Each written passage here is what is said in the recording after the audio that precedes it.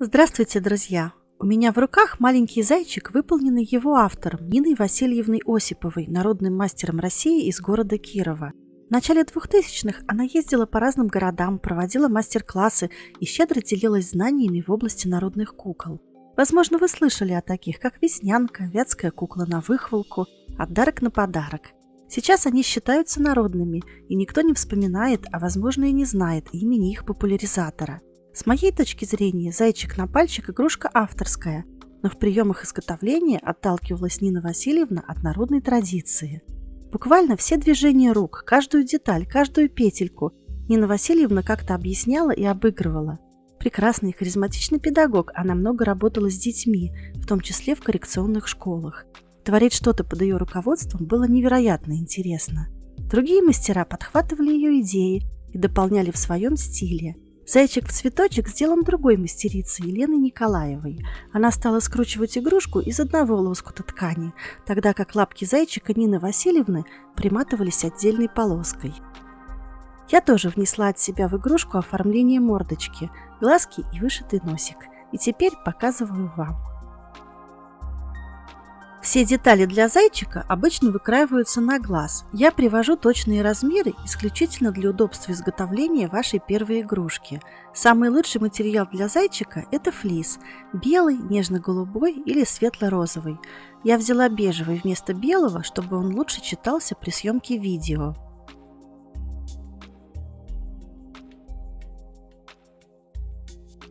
Из верхних уголков деталей из флиса складываем ушки зайчика.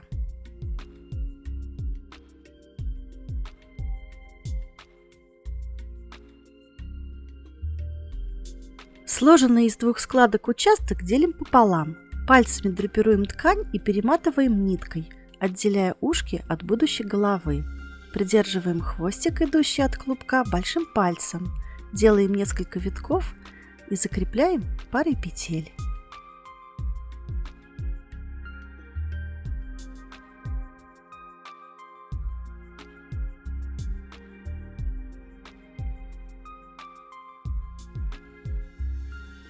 Нитку-хвостик заправляем внутрь заготовки и вкладываем комок синтепона.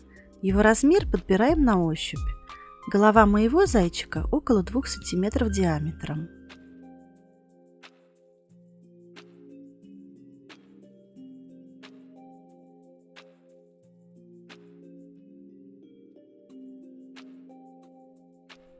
Края ткани накладываем друг на друга внахлёст и перематываем шею, не обрезая нитку. Нина Васильевна говорила, что на затылке должен получиться равнобедренный треугольник, основание которого нитка на шее.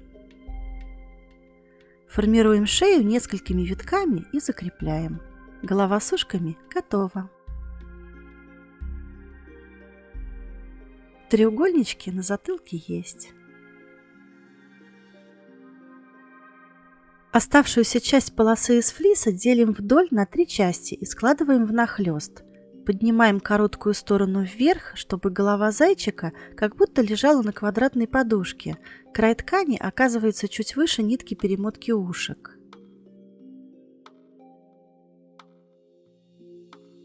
Перематываем зайчика по линии талии. Расстояние от шеи до талии примерно равно толщине мизинца. Для лапок Нина Васильевна приматывала отдельную полоску, но мы их сделаем из того же лоскута, просто свернем край ткани. Примотаем лапки, чтобы они не развернулись. Для этого витками нитки сделаем косой крест на груди и одновременно спинке зайчика. Нина Васильевна называла такой крест обережным. Если он есть на кукле, то и злой дух в нее не вселится, поэтому игрушку можно дать ребенку. А еще сама игрушка будет оберегом.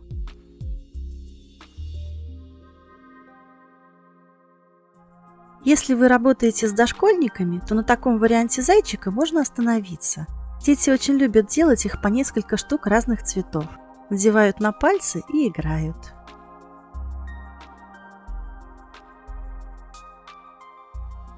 Этого зайчика мы усложним, сделаем ему нижние лапки.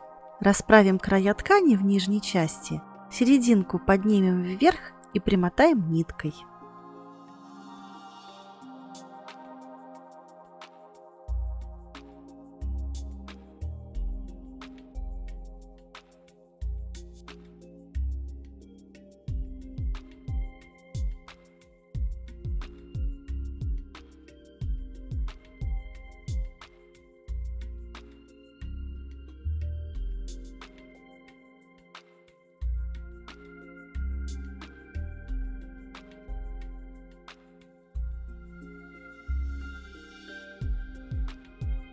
Теперь перемотаем ниткой концы всех 4 лапок.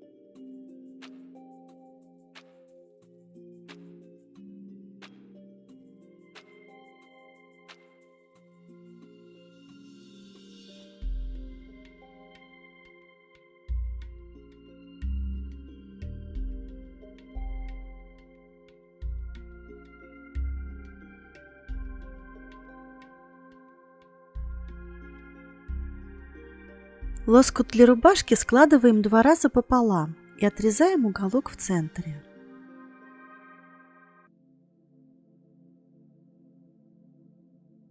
Из центра сделаем надрез 1,5–2 см. Надеваем рубашку на зайчика через голову. Разрез должен оказаться на спинке.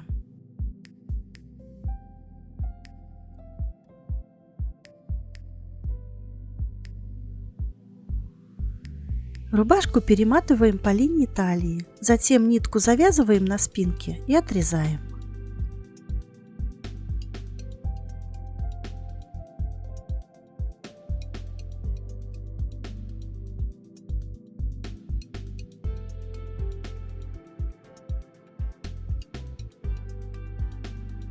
Складки на ткани равномерно распределяем.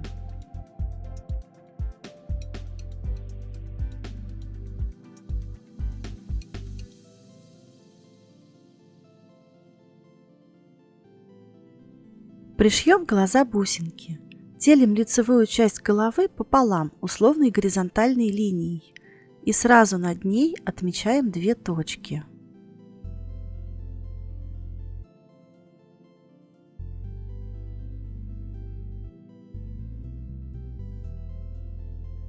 Вдеваем в иголку нитку в 2 сложения и закрепляем ее внизу головы безузелковым способом.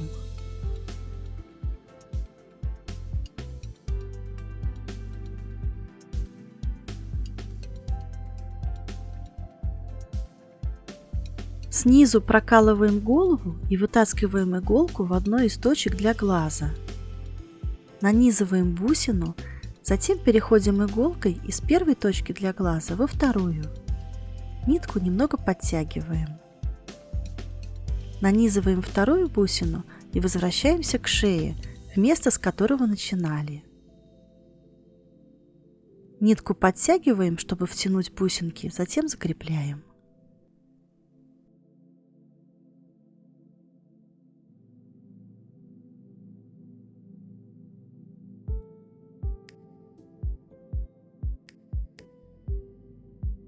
Иголку выводим в сторону, нитку отрезаем.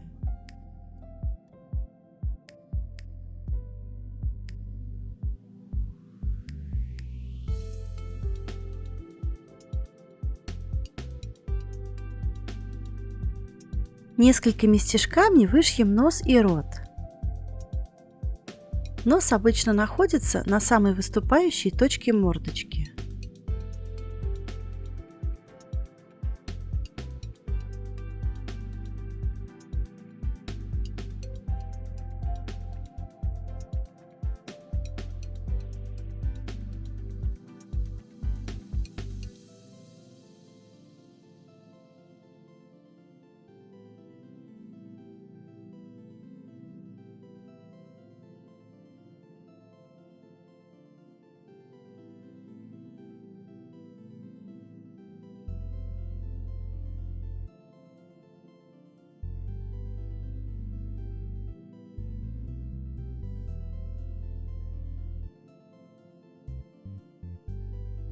Чтобы зайчик не казался грустным, дополнительными стежками приподнимаем уголки ротика.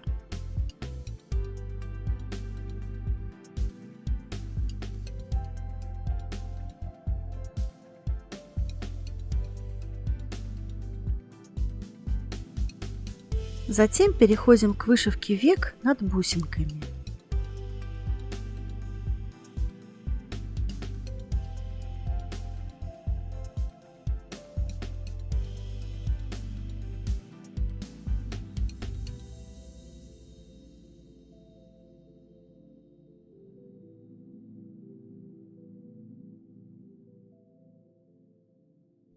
На поясе зайчика завязываем бантик.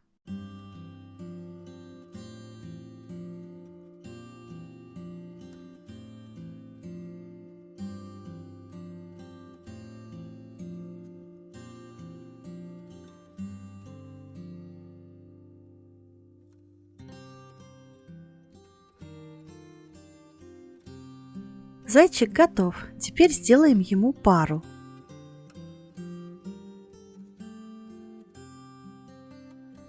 Зайчиха делается так же, как и зайчик, но ножки можно ей не перематывать, тогда низ игрушки будет смотреться как юбочка. Оденем зайчиху в сарафан. Сначала привяжем лямку из ленты к талии.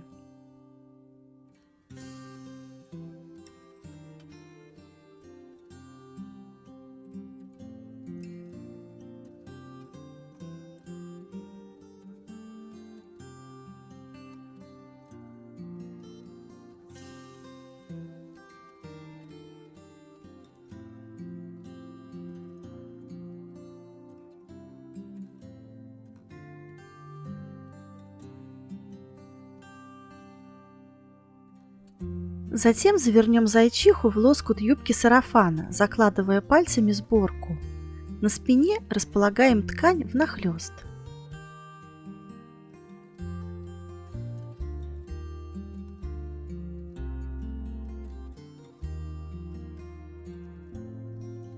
Приматываем юбку ниткой по талии и распределяем сборку равномерно.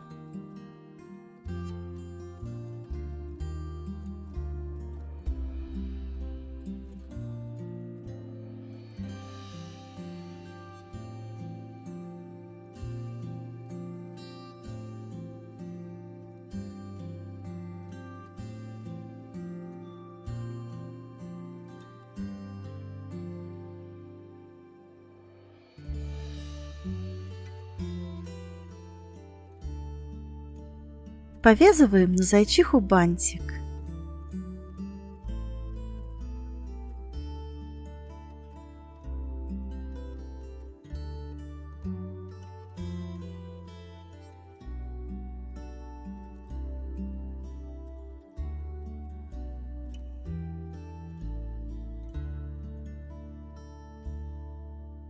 Я нарумянила зайцам щеки пудрой, натертой из красного карандаша, и теперь привяжу к задней стороне ушек шнурок, чтобы подвесить их на елочку.